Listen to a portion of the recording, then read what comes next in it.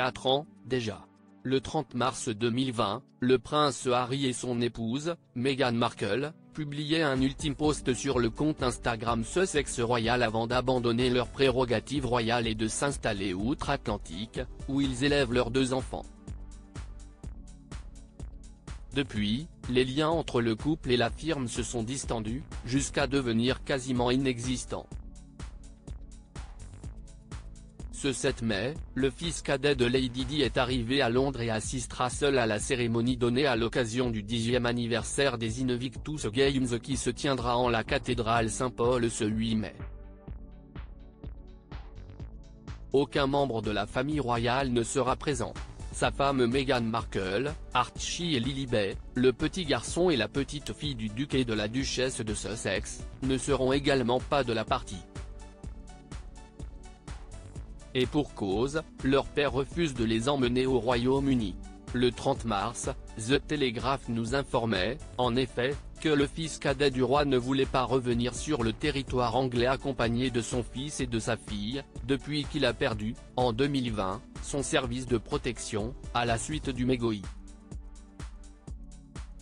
Le quotidien britannique laissait entendre que le prince Harry pourrait envisager de les emmener s'il parvenait à faire évoluer la décision du ministère de l'Intérieur concernant son droit à la protection policière. Puisque ce n'est pas, encore, le cas, le neveu de la princesse Anne préfère éviter d'exposer ses enfants à un éventuel risque, en les laissant avec leur mère en Californie. En 2021, le frère de William a entamé une procédure judiciaire devant la Haute Cour de Londres pour tenter de faire évoluer le choix des politiques sur sa sécurité. Mais sans succès pour le moment. Supérieur à le prince Archie a fêté ses 5 ans. Au fait, à quoi ressemble le fils de Meghan et Harry ? Le prince Harry pourrait acheter une maison à Londres bien que le prince Harry ait le sentiment que son épouse et leurs enfants n'y sont pas en sécurité, il aurait des velléités d'acheter une maison à Londres. Il a l'impression qu'ils ont quitté le Royaume-Uni depuis trop longtemps et il aimerait commencer à se construire une vie ici.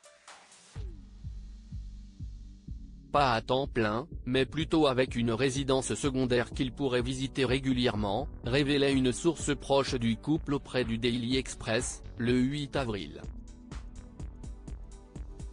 Cette personne nuançait ensuite ses propos, en avançant que la perspective de passer davantage de temps en Grande-Bretagne pourrait être difficile à concevoir par l'ex-actrice, qui aimerait éviter une visite, dans un pays, où elle a l'impression de ne pas être désirée.